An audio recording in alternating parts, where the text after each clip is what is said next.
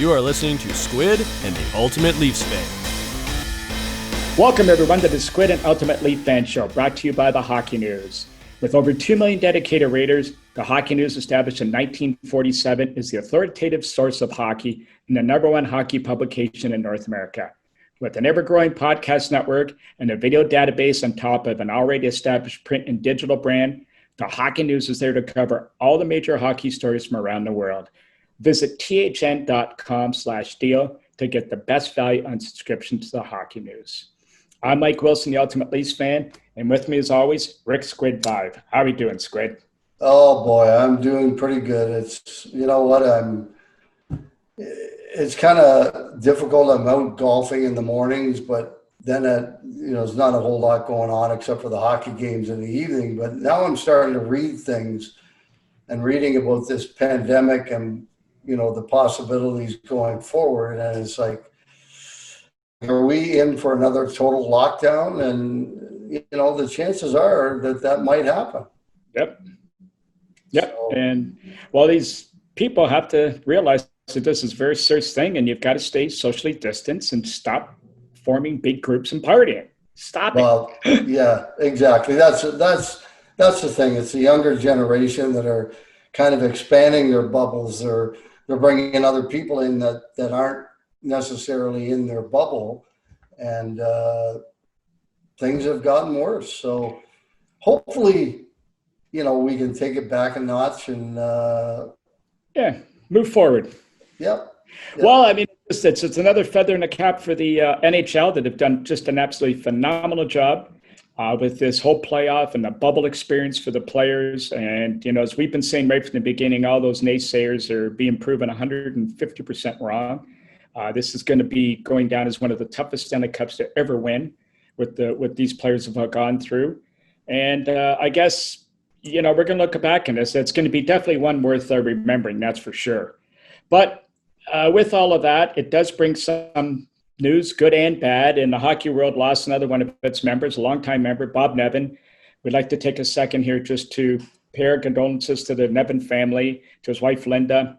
I know from personally for myself, he was a regular visitor to the room, along with his wife, Linda, and the two of them would always step up to help with any of the fundraisers that we held or any of our events. And, the one thing I remember Bob was, I think you and I were talking off air, Squid, and we mentioned that he was quiet, but he also could be extremely funny. And I recall one time after one of our monthly hockey talks that I'd moderate, the topic had stirred to Punch Imlach and some of his antics, the guys who liked him, who disliked him, and you start smiling right away and Punch's name gets brought up during his tenure with the Maple Leafs both times. I can't say too much though because he traded for me. So that's true too. So you got to be nice about it. That's for sure. But I remember after this one particular event, and we had been talking about Punch had come up and he'd been the subject, and all of a sudden Bob walked up and said, "Oh, Mike, I really appreciated what you guys talked about today, and it was really fun and great. But listen, I don't know why you didn't come and talk to me about Punch. I could have given you the real story on an effing asshole." And of course, he had traded Bob, so he had a little bit of an axe to grind. But it just cracked me up, and just a couple of guys standing around. But again, you must have spent some time at Nev yourself, Squid. Oh, absolutely. I mean, he was a regular in our alumni box. Was there a lot with his wife, Linda, and you know what? I had a lot of conversations with him, and like you said, he was pretty quiet. But once you got into a conversation with him, he could get pretty animated, and even at his age, and he could get pretty animated. But he was a great alumni. He was diehard Leaf fan. He was there a lot, and had a lot of time to sit down and talk with him many nights, and it was a lot of fun. Yeah, I mean, it's very sad because we've lost Red Kelly, Johnny Bauer, Eddie Shack, now Bob Nevin, and all those guys from our genre and our era that we grew up watching these guys and admiring the way they play. Slowly, that 60s roster starting to get thinner and thinner year after year. And for somebody like me, this is one of the reasons why I think it's imperative and very important that we preserve the history of the game from past generations to pass on to the younger generations so they can appreciate where the game has come from and where it's going. Oh, I couldn't agree with you more, 100%, Mike. It's I mean, all those guys that, the Johnny Bauer, and I mean, probably the only guy left or one of the only guys is Dave Keon. And, he's not around that often, but, I miss those guys because I used to love to talk to them about what it was like back in when they played and that sort of thing. And, it's funny because when we get together with some of the current players at events and stuff, there's not a whole lot of conversation about what was it like when you played, but that was one of the things that we always wanted to know. We always asked these guys, like, what was it like? And how was it traveling by train to all the cities and everything? And, but they don't ask those questions. And it's too bad because, we could, Phil, in fact, it's funny because I played golf yesterday with a pilot for Air Canada, and they fly some of the charters for the jets and Edmonton, Calgary, Toronto. And he was saying, that, oh yeah, but they only have 50 seats. They're all first class seats and everything in their A320. And I told him what we flew on the Convair 580s and 640s. And he just laughed and he went, wow. He said, that must have been very difficult flying on those things, he said. And, it was a lot different. I remember one time going from Boston to St. Louis, it took us 9 hours and we had to stop for fuel because the headwinds were so yeah, it was like, it's a whole different ball game now or hockey game and the way things are done. But, that's the way it is. And the revenues have gone up extremely high. And, that's the way things are done now. And I get it. I just wish I had a chance to sit down with some of them and fill them in on what it was like when we played. Yeah, that's very, very true. And I think that's, again, as we've said, without repeating ourselves, that's why I just think it's so important that this does get passed on to the new generations. Speaking of which, for the new generations, we can actually reminisce a little bit here with you going back, because the Leafs just announced before we started recording this afternoon that they've hired Paul McLean as an assistant to join Keefe's staff. And they've just hired Manny Malhotra as well. So it looks like they've beefed up on the assistant coach's position. He was an ex-head coach. He's been recently with Columbus.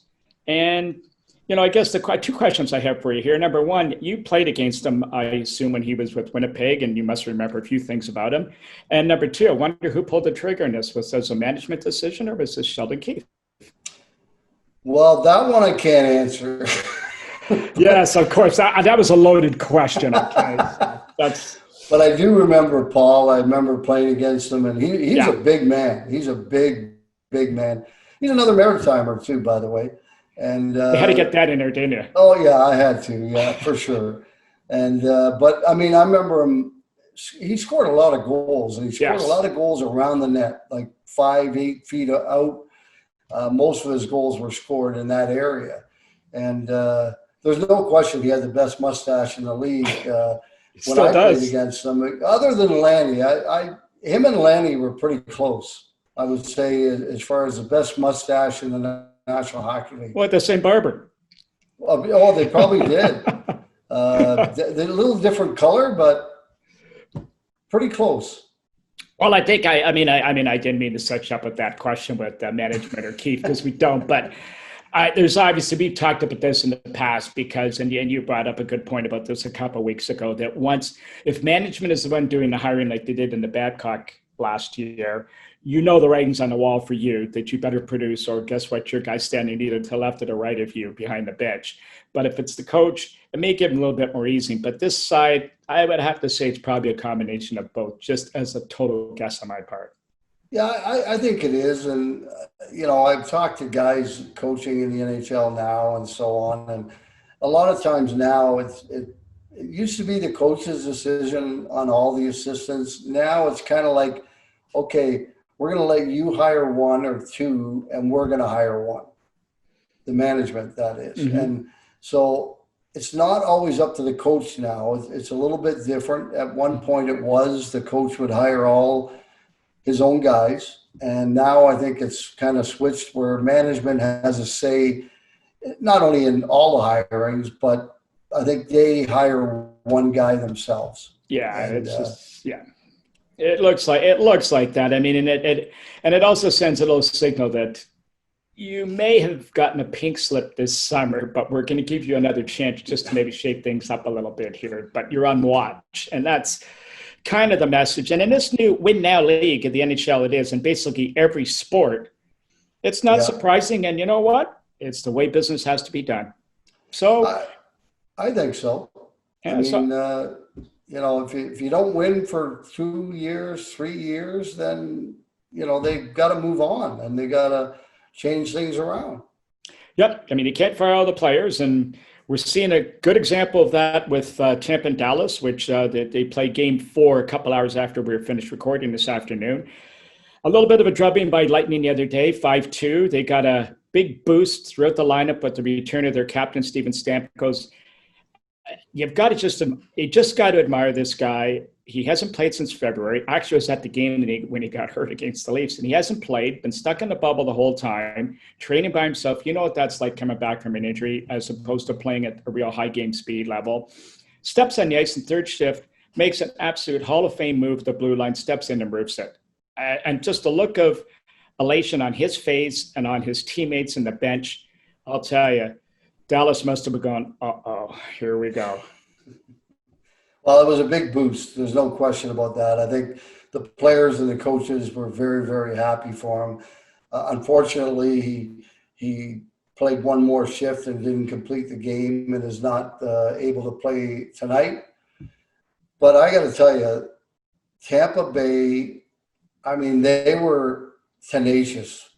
They were on the puck all night long. They were just relentless in their forecheck and everything. It was just unbelievable to watch them play and how hard they played. And I think having their captain come back, even though he wasn't able to complete the game, he sat on the bench. And I think that in itself probably, motivated everybody just a little bit more. That's all they needed was a little bit more. And they got it. You could see it. And the old adage goes, to win a Stanley Cup, your best players have to outplay the other team's best players. And Tampa's best players are outplaying Dallas's best players. And Tyler Seguin, he's trying hard. You can see, but that puck is just not bouncing for him. Jamie Benn cannot do it all on his own. And unless he starts producing, this could be over pretty quick, I would say. They've got to get more out of the big guys.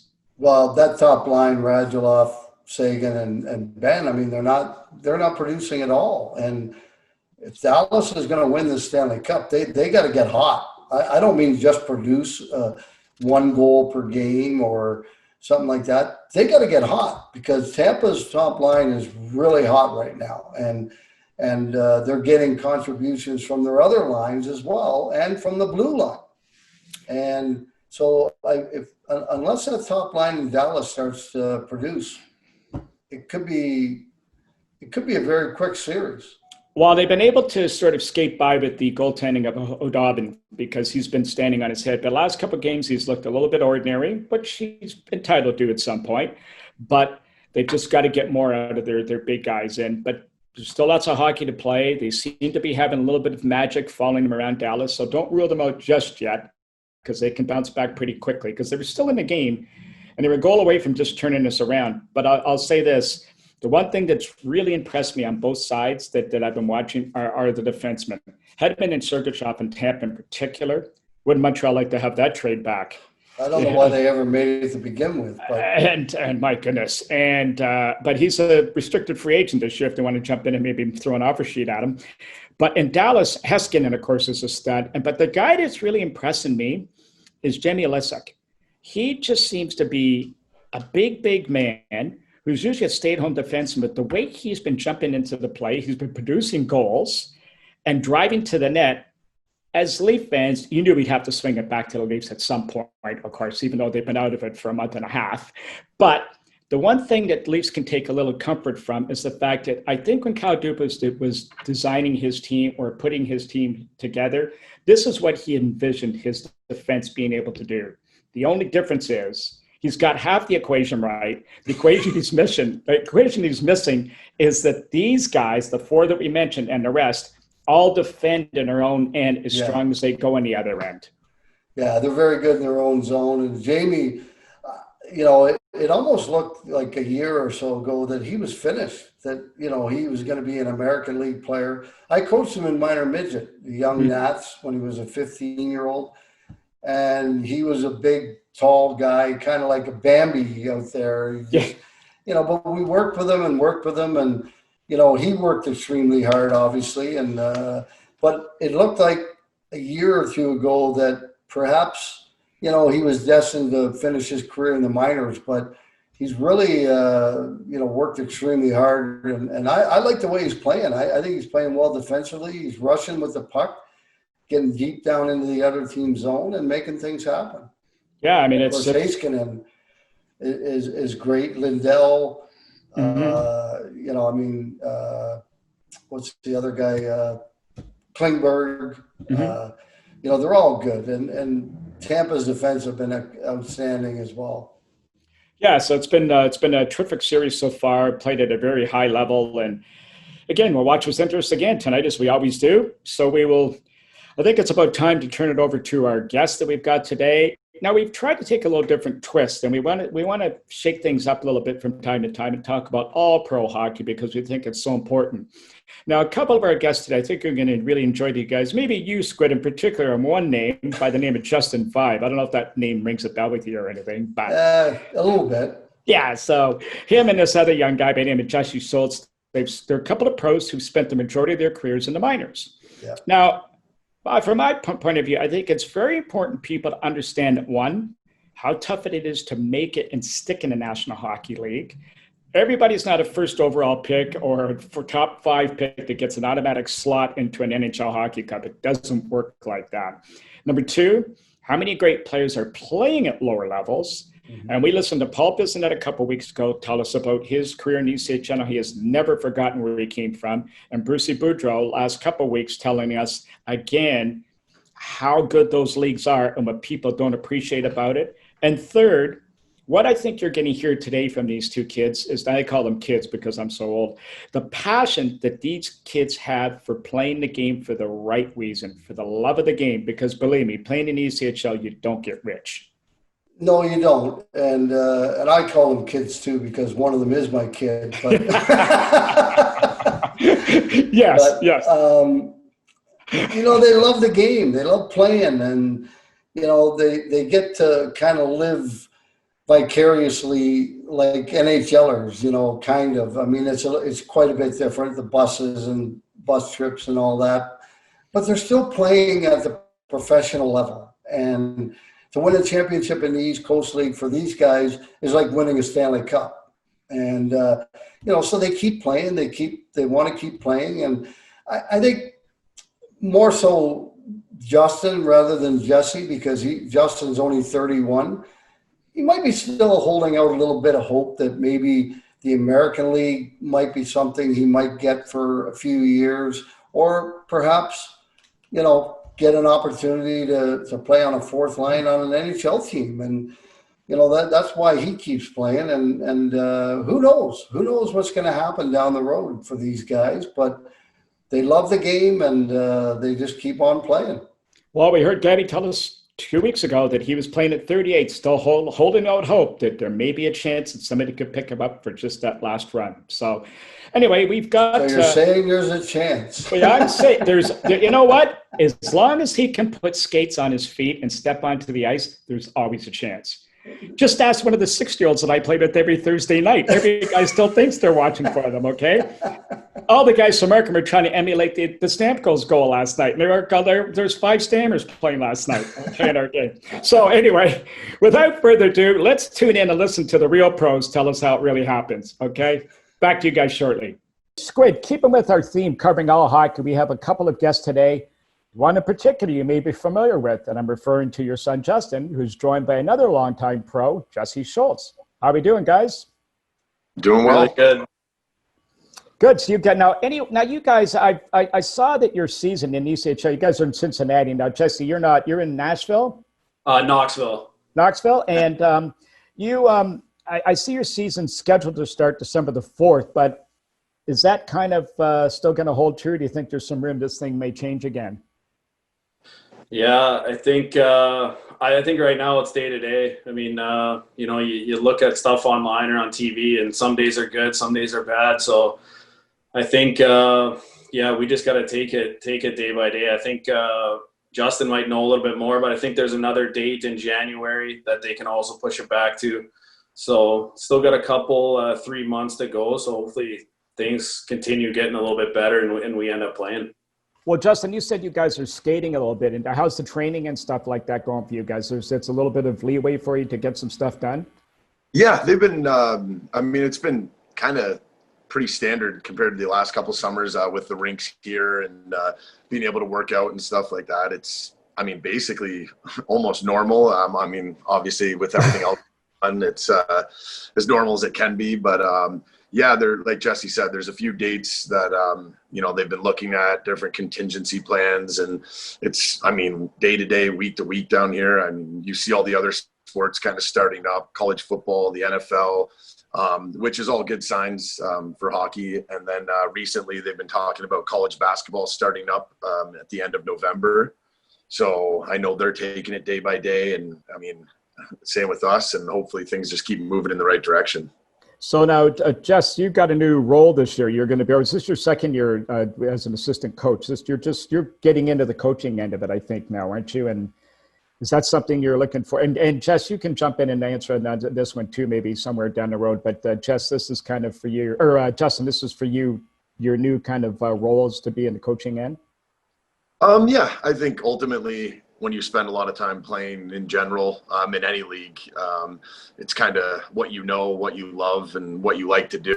And for most people, regardless of the career, when you kind of find that path, it's something that you want to do for the rest of your life, if you're fortunate enough. And it was just an opportunity just to kind of see a little more of the ins and outs behind hockey, in the coaching and the all the stuff that goes with it, the travel, the picking of teams and how they kind of go about signing guys and salary caps and stuff like that, and just understanding in a deeper sense that you normally wouldn't just playing, I guess.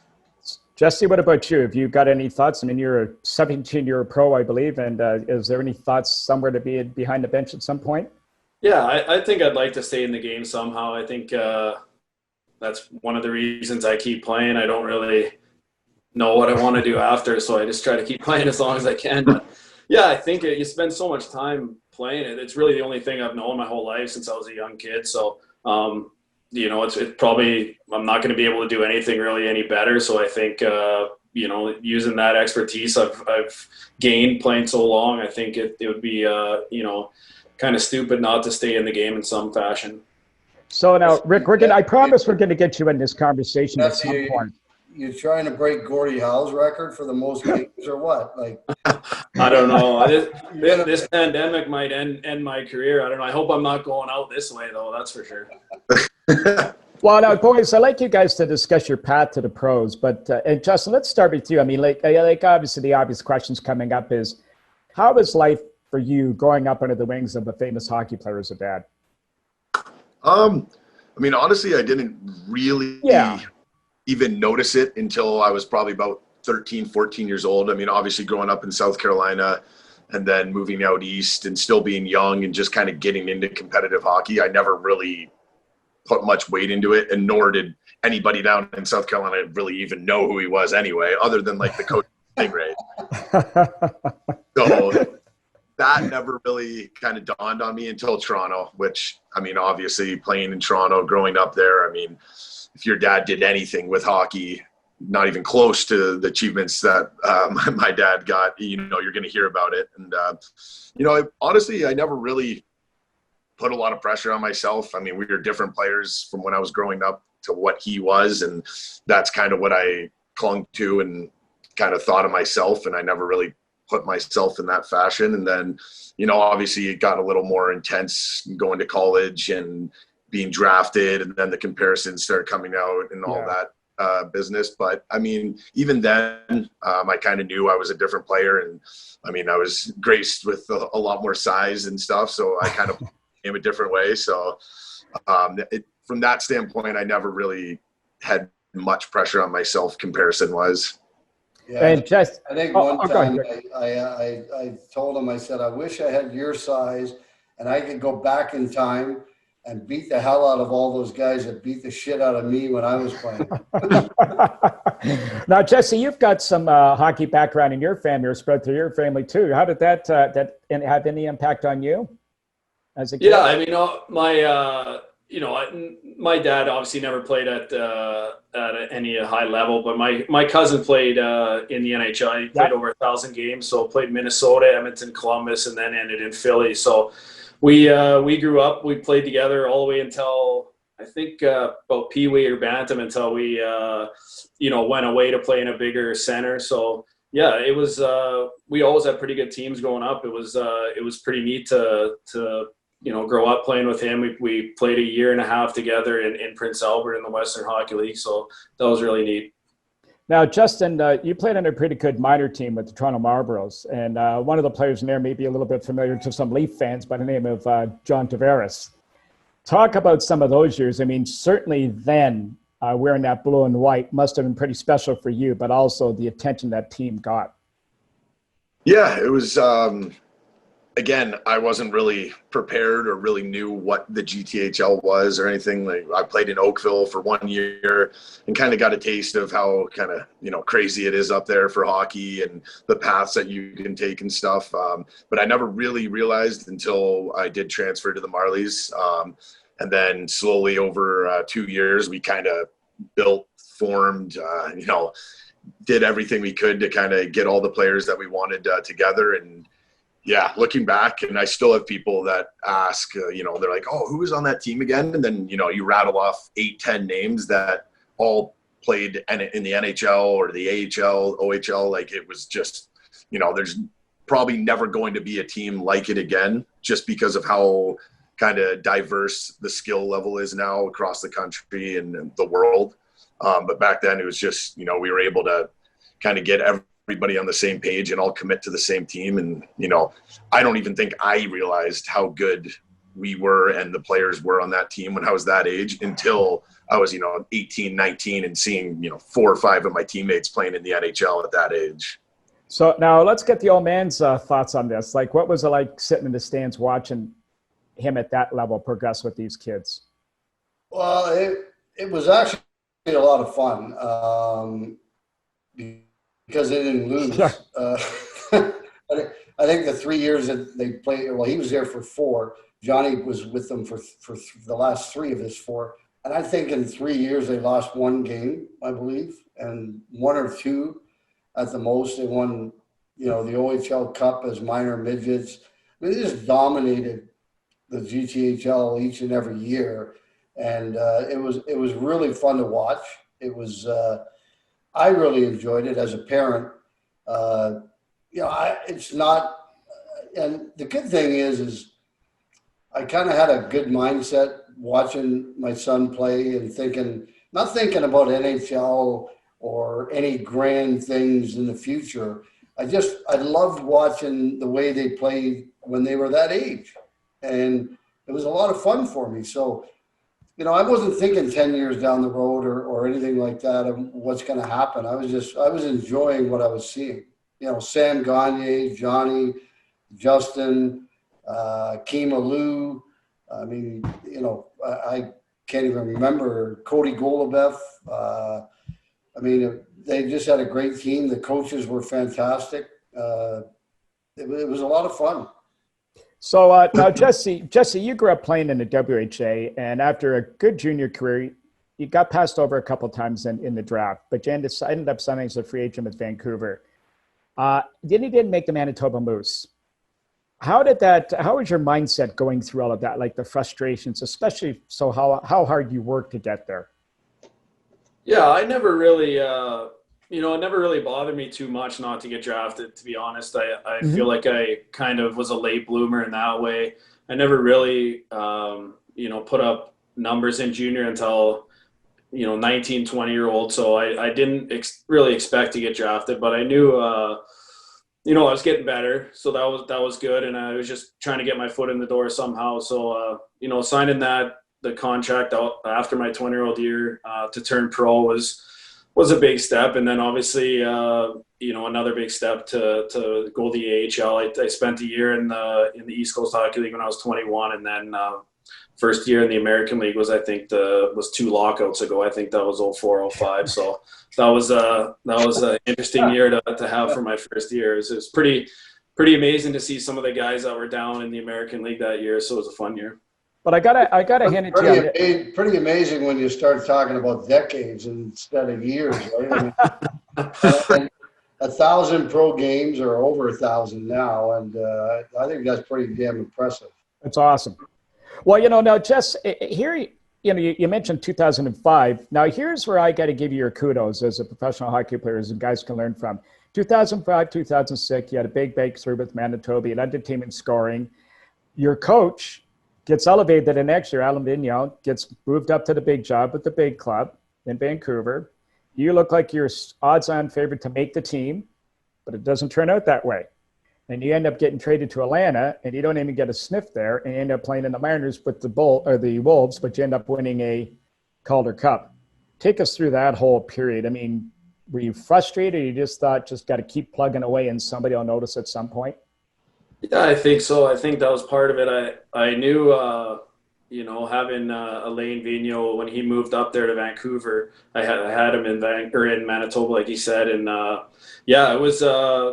I think he was hoping I was going to be able to make the jump and make the team that year. I don't have anyone to blame. That was, you know, I just didn't play well enough. I didn't have a good enough camp. So then going back to Manitoba that year, I think I had my worst season statistically in my 5 years in the American League that year, and then I was traded, I think, that off season to Chicago. So yeah, it was a fresh start going to Chicago, and you know, Atlanta wasn't very good at the time. So, you know, you always think you're going to get kind of a look up there, but we had a ton of good players in Chicago too, and ended up winning the Calder Cup. So there was you know, a few guys that I was behind kind of in the pecking order to get a call up, but going on the Calder Cup run was amazing.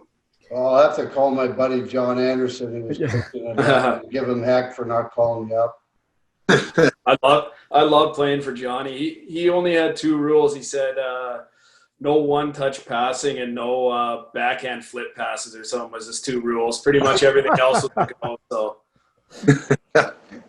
Yeah. Well, now, Justin, you chose the college route, while a lot of your teammates on that Mark team and so on, they you know, they went to the OHL and they went through the draft and all that stuff. Just walk us through that decision you had to make to go college. And did the old man have any say in that, or did you look to him for some direction? No, he never really weighed in too much. You know, obviously he helped me explore both options. I don't know if it was growing up in the U.S., you know, as a kid, and maybe in liking, you know, the university, the kind of lifestyle and what it can give to you after hockey. I don't know if it was, I wasn't confident in myself, so I wanted a backup plan if hockey didn't work out. I think it was a combination of a lot of things. Being American too, I was able to play at that under 17 and 18 program. Yeah, the national program, the U.S. national program.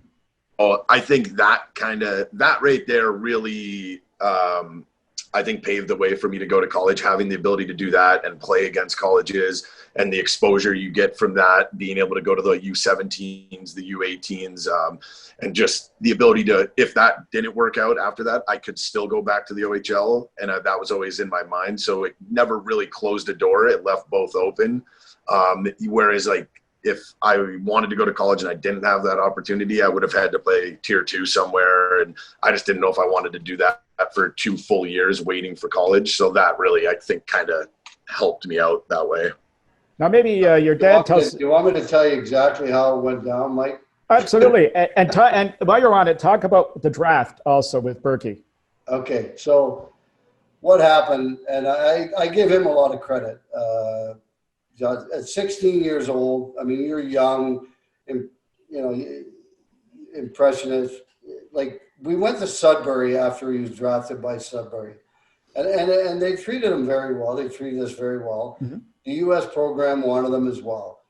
And we sat down, and he said, Dad, you know, I don't know. He says, the OHL, 16-year-olds, unless you're a real superstar, you don't get to play a whole lot. I think I got a better chance of playing more at the U.S. program, and they got a great off-ice program there. And that's why he decided to go there. It was his thinking and forward thinking, I guess. But at 16, for a kid to think like that, I thought that was pretty impressive. And now, and of course, then he comes along, the draft comes along, and Berkey takes him in Anaheim. Well, Berkey takes him and loves the big guys. So, Justin, you're right on his scope there, that's for sure. Well, the funny thing was the draft was in Columbus that year, and I believe Rick Kern was your agent at the time, correct? Yeah. And Rick told him, don't go to the draft. Oh, wait, hold on. The only thing is here, going into the draft, I was not on any of the North American scouting reports. I was nowhere on there. And then we went to the U18s, which is in April. So a month and a half before and I had probably the best tournament. Yeah, the best 7 games of my career up to this point over an international stage with every European scout over there and everything. And there wasn't a new central scouting report after the year-end ones from the major junior things. So we were still going off the old. Yeah, I got you. The data, I got you. Okay, but I had a real good feeling that he was going to get drafted. And I thought maybe 3rd round, you know, second, possibly late second, maybe if he was lucky.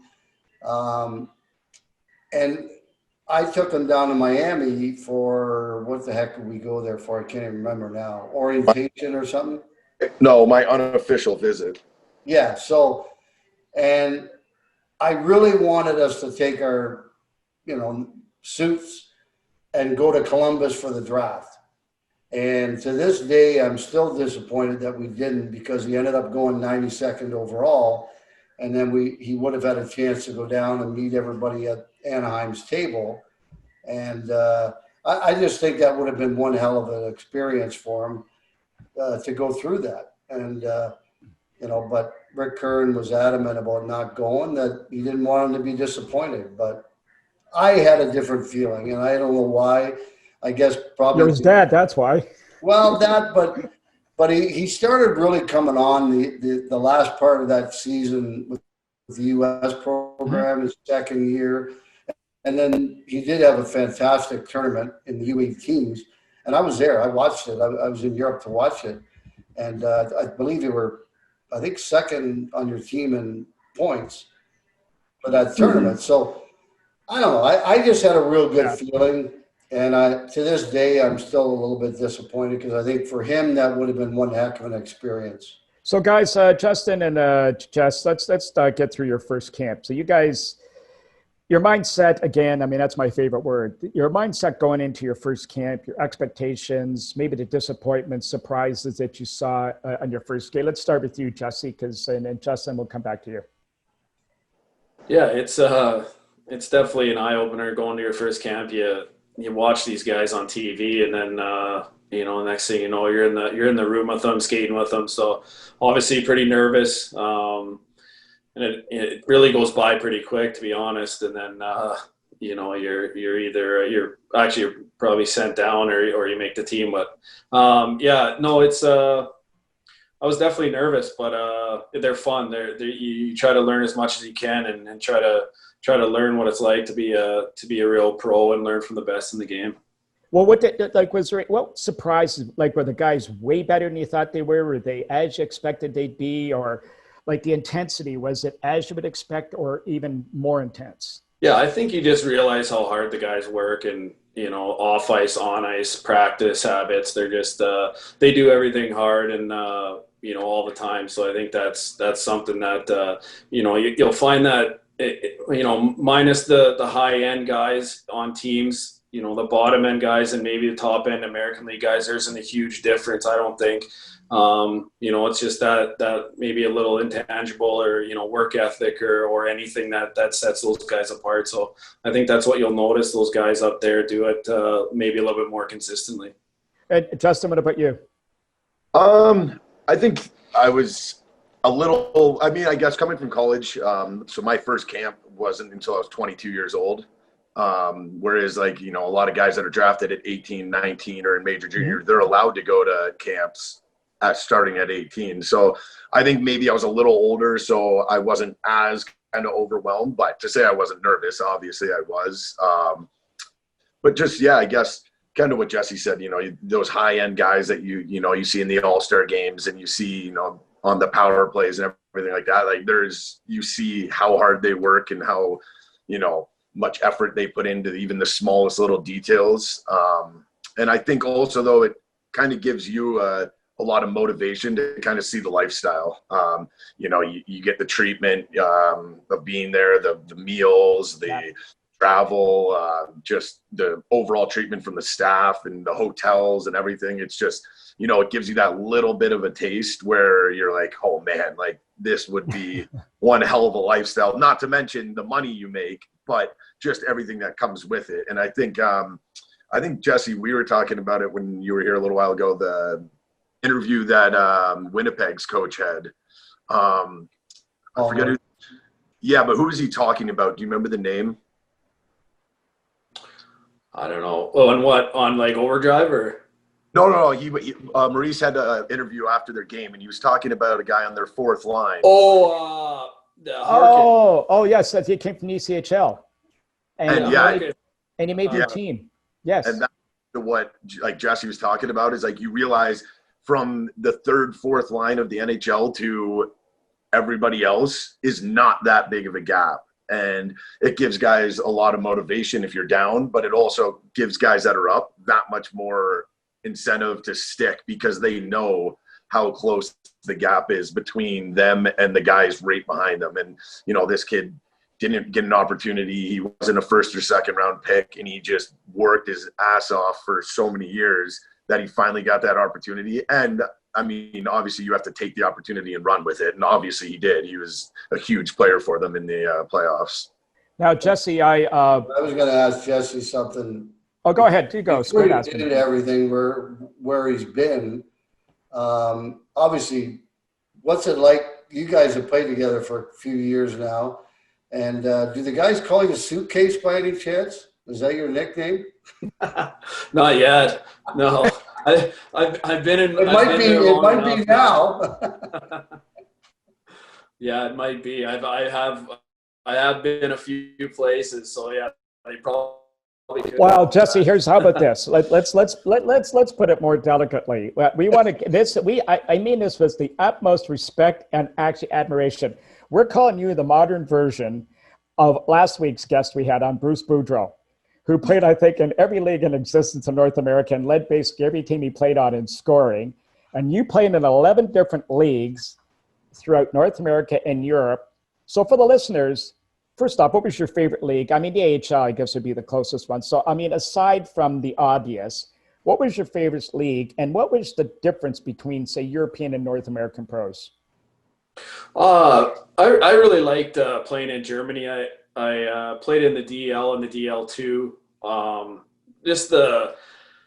I think the fan experience. It's kind of like a soccer match where you got everyone just standing. You got two ends of the ice where fans don't sit the whole game and they're chanting, and they got flags and banners they're waving, and it's just kind of a neat experience. And then after the game, if you win, you'll kind of do a skate around or all line up and do a little salute to the fans, which I think is kind of neat. So I would probably say Germany was probably one of my favorite places. Just living there, it's a great country, and played in Italy was fun too. Living in the mountains was neat in a little ski town. So yeah, I've been a few different places for sure. Well, now what I'll get, Sean. What I was going to say, that just like Toronto in the 80s, they were all standing up, except a lot of them were wearing brown paper bags over their head. and throwing the sweaters on the ice. Yeah. Well, now one of the places you played in Sheffield in England. Yeah. And of all places, now, when I followed the Leafs for all 89 games in 2018-19, I met a family of 3 from Sheffield wearing their sweaters at the beginning of the year. I met a guy at the end of the year from Sheffield. And by the way, that family was over watching Liam Kirk play for the Peterborough Petes. And Yeah, I played with Kirky that year a little bit. There you go. And this guy, Elliot Hall, was a big hockey fan. He's flown over here for a number of Toronto games. I met him in Boston when I was traveling. Anyway, I sent him a note to see if there's any stories on Jesse that he had from Sheffield. But the number of National Hockey League players that went through Sheffield, as an example, and that league, and he talked about the Euro tournament, maybe touch on that about the level of play that is actually really over there. And some of your experience in Sheffield, and I got a story for you to relate to us that he told us about you. Yeah, it's surprising. I don't think it. I actually think of many years ago, guys were going over there and making actually really, really good money. But you don't really think of it as a higher end European league. But you're right. There are a lot of guys that go over that have played in the NHL, maybe lower end guys, but at the end of their career, they might go over and want to travel Europe, and it's a pretty good league. It used to be more of a fighter league. Used to be a lot of fighter guys, but there's some skilled guys, and I think it's really cool. Sheffield's a nice town. They get really good fan support. It was a little tough driving on the other side of the car and other side of the road. That was a little interesting at first. I don't think I drove for the first probably 2 or 3 months that I was over there. I was just too scared to get in the car. Well, Elliot told me a story about you had the guys over at night. You guys were watching a game or doing something or playing cards, and the guys left. And I think you were on the first floor of your flat, and one of the guys had to climb through the window to get his keys. I mean, you said to him, "Why didn't you just knock on the door?" And he said, "I didn't want to disturb you. You're watching TV." Yeah, that was my roommate. Yeah, it was interesting living with him. I won't name who it was. I can maybe tell you off camera, but he was coming home late quite often, and yeah, that's what I said to him. We were on the first floor. I said, "Just knock on my window and I'll let you in." But he wanted to rather crawl through the window. So, sorry. I was going to say to you also, the other thing is that now, like our friend Mr. Boudreau, you're very much like him in the fact that you won an ECHL MVP and scoring championship in 2018-19. 37 years old. Bruce's last couple of years had 100-point seasons his last 3 years before he started coaching, and you're basically online to be doing the same type of thing. I asked Bruce this question, I'm going to ask you, but did you ever think, and Justin, I want you to answer this one too, that at some point the show is just not for you, even though you're never going to give up, but just make best of what you have and just appreciate what you'd be given the chance to play in the leagues you were? Yeah, for sure. I think I'm worried every year that I start playing that I'll get out there and just won't know what to do and won't have it. So, sometimes you start slow and then you kind of comes to you after. And, I think I've been fortunate to keep playing at a higher level. And, I think it just playing for so long and being able to think the game, I think has helped me a lot. Obviously can't skate with a lot of these younger kids now, but being able to think the game, I think, goes a long way and really helps me to keep producing. Justin, what about you? Yeah, I mean, I guess for me too, it's, the chase for that elusive championship. In college, we lose the national championship game, obviously devastating fashion. And then in my pro career, I think I've made the playoffs every single year. I'm basically, yeah. And, I've been to conference finals. I've been to, second, first, every round, and just never had that, that year where everything clicked with the team. And I think that's kind of part of the reason, because I would never be able to, forgive myself if I retire and the next year, Cincinnati goes on a run and wins the championship. And then I think also just, I guess, every year, like Jesse said, you start out and, you go a game or two without a point or without scoring. And you're like, oh, this might be the year where it's just not clicking. And, it's obviously, a little nerve wracking, especially how young every league's gone nowadays. Even from when I first started to now, the average age is just like cut in half almost from where it was when I first kind of got into the league. And I guess you try not to look at that, and you try to just, keep doing what you do and what you got you there and what's keeping you around. Well, you're making the old guy feel bad here, Justin. Like talking about how young the league's got. But hey, I've watched all their games, and these two actually play together on the same line for the most part. And Jesse can still. I know he said he can't skate with the young kids, and I understand what he means, but he gets around pretty damn good for 37 years old, I can tell you. Well, somebody must have thought so. I don't think his dad is the only vote for MVP in the scoring championship. So something worked well there. So for both you guys, just on that line that you've just touching on, Justin, is both you guys, and we've had this conversation with guys who played in the minors and played in the lower levels, just how good, like what the guy, like, and again, we referenced Bruce Boudreau because he was an NHL coach, and when he sends guys down, he says the look on their face is such disappointment, but he looks at these guys and he says to them, you have no idea how good these players are down here. Like, you're going to a very good league. And so don't put your head down. Go down there and work your tail off if you want a shot, because these guys are good players. Just how good are those guys in ECHL and well, we know the AHL guys are good, but the ECHL is an example. Justin, you go first. I mean, I won't lie. I thought the same thing. I think every single kid that has ever played hockey thinks the same. Like, you see 2 leagues down, you're like, oh, I don't belong there. I should never be there. And I don't know if it's how society's gone a little bit and the kind of entitlement that's, I guess, pushed to the forefront when it comes to athletics and stuff. But it's, I don't think they really know until they get down here. And the first game, it's like they're just overwhelmed, and you're like, man, yeah, what'd you think? Like, people aren't down here just playing, beer league hockey, just having fun. Like, it's a professional league, and guys want to move up, or some guys, this is their career down here. And I thought the same thing, though, until you actually experience it and see how good some of these players are. I mean, it's the same thing as the AHL to NHL, where we said, the top guys in the AHL are just as good as the bottom guys in the NHL. It's the same thing here. The top line in the ECHL could play on any AHL team. It's just either age, opportunity, draft. Like, I mean, there's a lot of things that go with it, but talent and skill-wise, that's definitely not the separating factor. Yeah, one thing on that too is that, like, I mean, I coached in South Carolina in the ECHL in the 90s, 93 to 98, as a matter of fact.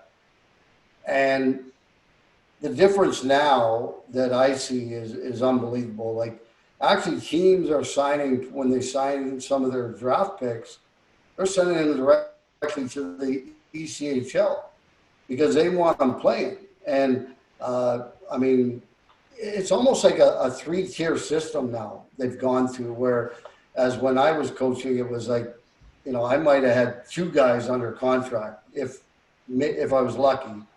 And the rest of the guys I had to go find myself. Now it's a little bit different. You see a lot of guys that are signed being sent down there, especially the young guys for their first year. Well, we had 12 2 years ago that were contracted with Rochester and Buffalo. Jesse, what about your thoughts on all of this? Yeah, I just going off what Rick said there, I think even, like NHL teams are looking at the ECHL as a developmental league now.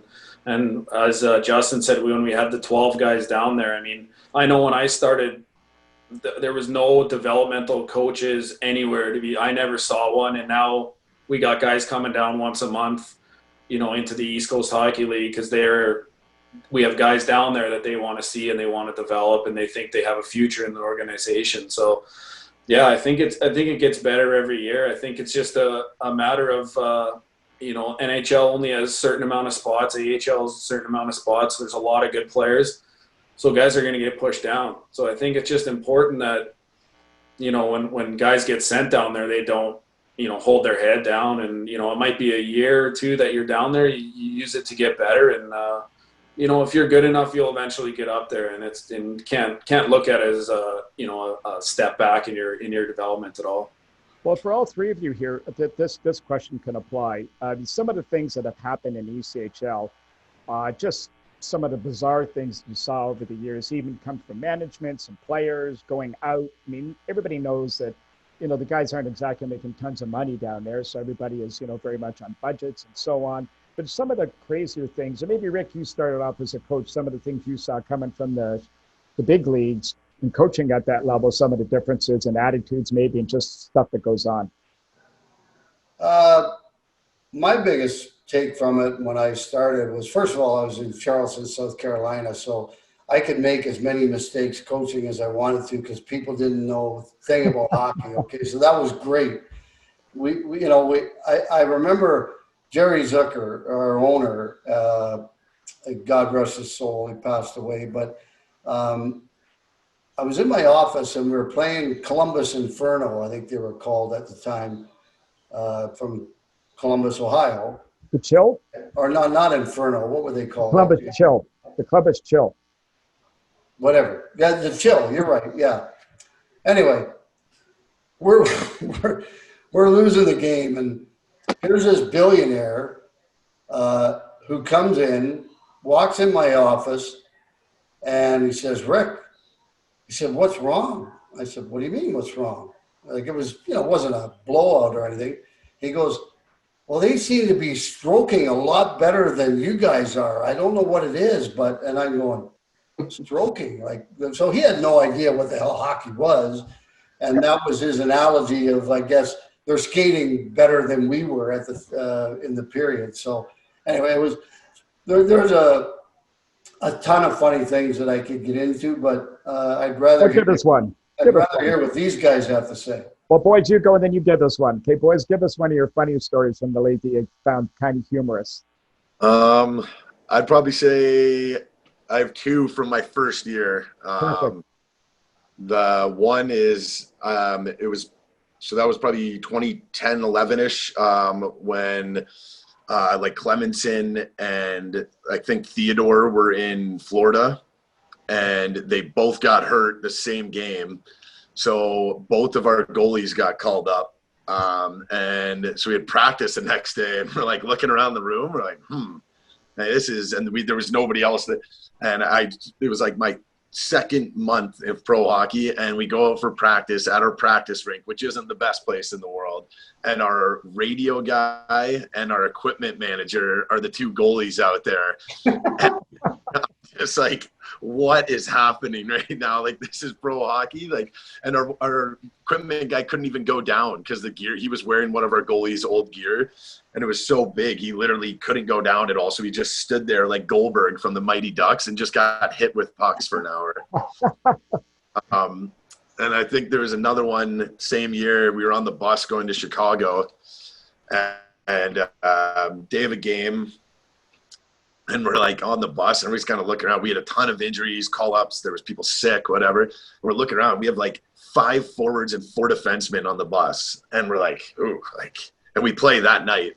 And the coach is up there just going through like a Rolodex of players, calling guys that are working full-time in Chicago, actual jobs, and asking if they can come play tonight. And we ended up, I had a guy from college that worked in Chicago, hadn't played in like 6 months, or like had his equipment on in 6 months. And we just pulled like 4 guys out of like an accounting firm and a financial thing. And we ended up winning the game like 3-2. And these guys were literally like puking in between periods, whatever. And I was like, this is something I will definitely not forget. That's pretty. Well, how about you, Jesse? Can you top those two? No, probably not, but I'm glad Vaive told the first story because he made me think of one. I didn't really have one, but it was my first year pro. I was in the ECHL with the Columbia Inferno, and we were playing the PD Pride, and we had only had one goalie. I don't know where our other goalie was, but we had to bring along our the ticket guy from the office, and I don't even know if he was actually a goalie or not. He just dressed as a goalie, and our starter that night played about a period and a half or 2 periods, and we were up by probably 6 goals, and he cramped up and he had to leave the game. So our the ticket guy had to come out and play goal for the 3rd period, and they got within 1 goal, but they were shooting it from everywhere on the ice on the other end, and the centerman was shooting it off the face-off trying to score. this guy was going out behind the net trying to play the puck and stuff, and it was pretty funny. But we got out of there with a win, but we just barely did. Isn't it great? Just be a coach for a second, not a father. How about that? Which I know you can be, because I tease you all the time about that. Isn't it great listening to these two speak to life in the minors and just the enthusiasm they have? You just got to love the fact that these guys make no excuses, hold no bitterness towards any of the organizations or any jealousies towards anybody else's success. If anything, they use it as an inspiration to try and help themselves move forward. And it's almost just like minor youth hockey. It's the foundation of hockey to begin with, but for the professional levels, these levels are the sort of professional grassroots levels that these guys are experiencing, but they're just embracing it. You just got to love this. I mean, and as a coach, you love to see that. I know Matt Thomas, their coach, he loves these guys, and they go out every night and they give everything they have. And keep in mind that these guys play 3 games in 3 nights a lot on weekends, and they're busing from city to city. I can remember a few years ago, they played on a Friday night, I believe, in Kalamazoo, and then they had to play Saturday night, Sunday afternoon in Brampton. And they only had 11 or 9 forwards for the first game. And then Rochester sent 3 forwards to Brampton to meet them. And then they ended up winning the 2 games in Brampton. But they go through a lot. But like you said, they're not complaining. They're happy where they are. They're happy to play the game they love. And I mean, as a coach and as a fan, I think that's fantastic. And I think they touched on it too, was the fact that now there's a lot more guys that are being signed and sent to the ECHL to get ready for the American League and hopefully eventually the National League. And they're embracing that and they're helping these guys. So I couldn't help but marvel at, you know, how good they are as far as players and people and how they help their teammates. Well, think about this, because as the league's getting younger and younger, there's more and more, there's not a lacking of players coming to play professional hockey. So what this is doing is this is cramping up all the leagues, but it's also putting pressure on guys to perform, or you're going to lose your job, because there's a lot of guys that are in their early 30s that still have lots left to give. You want those experienced guys that can help on a 4th line or 3rd line with a contending team come playoff time. Yet all these kids are being pushed too. So the competition is getting more intense as we move along. Yeah, I don't think the competition in any of the pro leagues has been as high as it is now. All these young guys, 18, 19, 20 years old, coming out. I mean, and they're good. I mean, they're good hockey players. They're the top players in junior hockey. And, every year there's teams that are adding 1 or 2 guys that just came out of junior that are playing regular. So, yeah, I mean, I don't think the competition has ever been higher than it is right now in any of the professional leagues.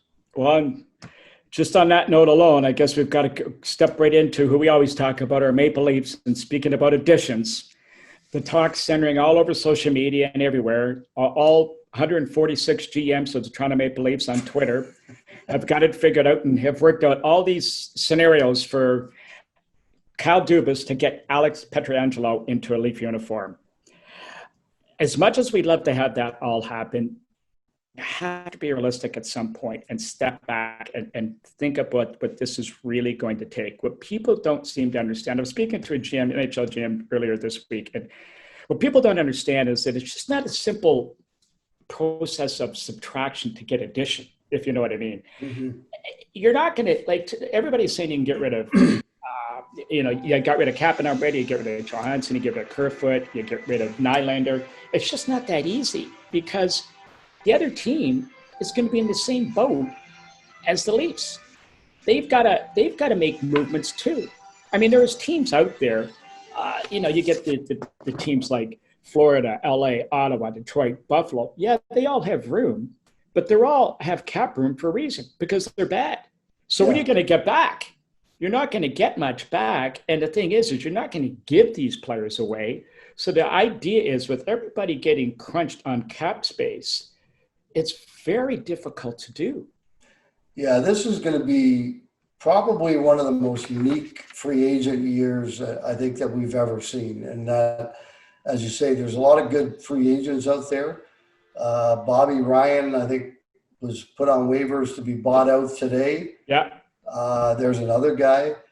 But the problem is, like there's probably only 5-6 teams in the entire league that can afford to sign any of these guys because nobody else has cap room. And, unless you're going to unload dollar for dollar, it's pretty tough to just go out and sign free agents because you got to give something up. And, they've cleared some cap space, but there's a whole lot more to clear before they're going to be able to go out and sign a guy like Pietrangelo or Krug or anybody that they think they need to sign. So it's quite possible that we might see pretty much the same defense without CC and Barry and Liljegren and these young guys coming in and taking, having to play on a regular basis.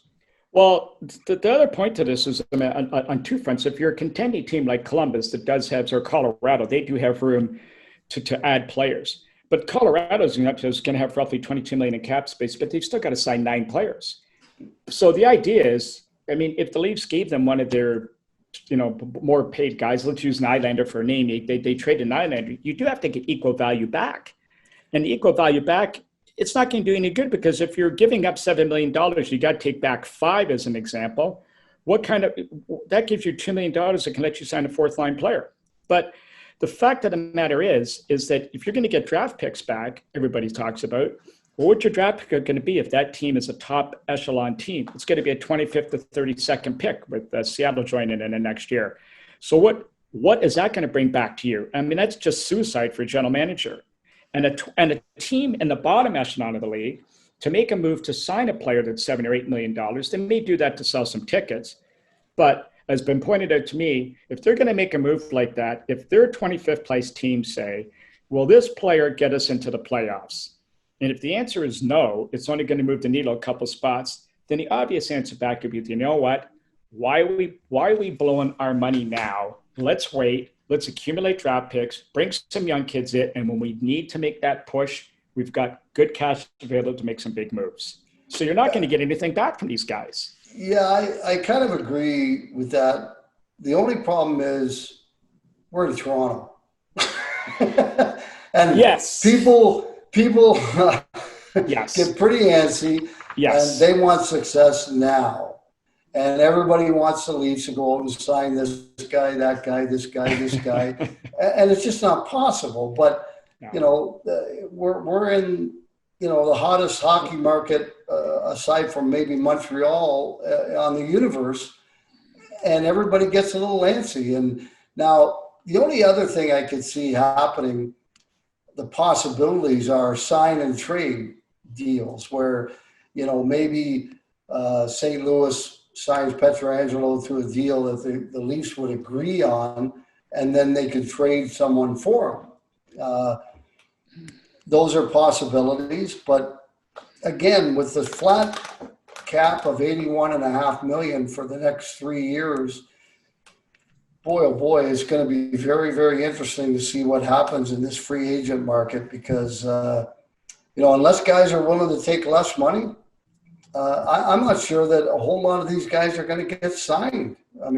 Who's going to sign them? No one's got the extra cash sitting around cap room to sign these guys. Well, let's take Pietrangelo again. He's the name of topic in Toronto right now. He's the target that all the fans want to see. So let's take him. If he agrees to come for 2 or 3 years, fine. Nobody loved to see him more in a uniform than you and I with the Maple Leaf crest in the front. But the fact remains, he's 30 years old. He is a declining asset as the years go along, and he's going to get 7 years from somebody. Well, come year 4, 5, 6, or 7, or 5, 6, or 7, he may not have been playing regular shift, and he may have been paid most of his money. And keep in mind, the signing of John Tavares at $11 million cap hit he's going to be in the same boat where he's going to slow down. It's not a question of him being a bad player. It's just a question of getting older. And, the skills are starting to fade after 10, 12 years of playing in the National Hockey League. And do you really want to risk having up to $20 million on your cap hit for a couple players that are not maybe even playing? Well, no, and that's the thing. I mean, Pietrangelo is kind of maybe a rare breed in that respect, that he's very efficient. Mm-hmm. He doesn't, he doesn't wear himself out there. He's a real smart player, knows where to go, knows where to be. So in that respect, but hey, if you sign for 7 years or 8 years and you're 30 years old, there's no question that the last 3 years are going to be declining. There's no question. I mean, it's logic. I mean, and it's going to happen. I mean, you see it all the time, but, it's too bad because, how would things look if we didn't have a cap? Imagine that. Imagine back in the 2000s before the cap came along, where the Leafs, the Rangers, and teams like that were spending like $80, $90 million, $100 million. You could almost buy yourself a cup. And but now, going to be very difficult. And if they could get him on a 3-year deal or a 4-year deal at a reasonable number, it'd be worth it. But going beyond that, I don't think it's worth it. Listen, he's not going to do that. He'd be silly to do that. If he can get 7 years, he'd take the 7 years, because this is the last big ticket he's going to get. And here's his one opportunity to really cash in. He's got to take advantage of that. Just look at Detroit, 25 years without missing the playoffs, 4 Stanley Cups, and now they become a bottom feeder. And they're 3, 4, 5 years and even more close to being contending again. So there's an example where it's run its course. And that's what you don't, in this National Hockey League of today, you can't get yourself in that position anymore. So you do have to look, even though it's a win now league, you do have to keep your eye in the future just slightly. Well, there's no question. And I mean, they've made some good drafts, and, I'd like to see them perhaps draft bigger guys. When you look at the numbers over the past 3 or 4 years and the size of the players that the Leafs have drafted, there are guys that are playing junior hockey or over in Europe that are skilled, fast, and they're also big. Mm-hmm. And if you look at the 2 teams that are in the Stanley Cup final, okay, for the most part, they're pretty big teams. And even the little guys, Tyler Johnson, Yanni Gore, these guys, they are taking their shots at bigger guys. And they're working their tails off. So unless you're going to get guys like that are going to play that way, and they have that skill and speed, then maybe it's time to look at guys. Maybe they're not quite as skilled or quite as fast, but they're big, physical, and they can go in and retrieve pucks and make things happen. Well, we are just around the corner from free agency, so it's definitely a subject we're going to be talking about and debating over the next few weeks. So we'll definitely be circling back. Stanley Cup playoffs next time we come to the air should be probably over. So we'll have lots to talk about on that, but it'll be free agency next. So before we sign off, anything you want to add before we close, Squid? No, just that I love listening to the kids, as we call them. Yeah. And just their love of the game and their passion for the game. And, you look at Jesse, for instance, like played in 11 different leagues or something, or 11 countries. 11 leagues. He's been all over the world and got a little bit of a cup of coffee with Vancouver. And, so he did get to play in the NHL. And the passion these guys have, I love it. I think it's great. And the fact that they just want to keep playing hockey professionally. And I couldn't agree with you more on that. And it's something we're going to continue to do as we move forward. We're going to keep keep our eye on the guys from all levels of hockey. We want to talk to them all and let them tell their story and share that with our listeners. So we do want to thank everybody again for listening to the Hockey News, your source for all things pertaining to hockey since 1947. Remember, go to thn.com/deal for your subscription to the Hockey News. Follow Squid and I on Twitter at Squid and the Ultimate Leafs Fan. Rick on Ultimate. Rick is the ultimate Rick Vaive. He is. Follow him on follow him on Instagram at Rick Vaive. Speak much there, Mike. First day of the new tongue. And you got Mike now. Me. You can follow me on the Ultimate Leafs Fan on Twitter, on Instagram, and on Facebook. Guys, if you want to send us any kind of vote, send it to Mike at Ultimate Leafs Fan. Send us a question or a comment about what we've been talking about, what you'd like us to talk about in the future. But again, until next week, guys, everyone have a great week, and we'll talk to you soon.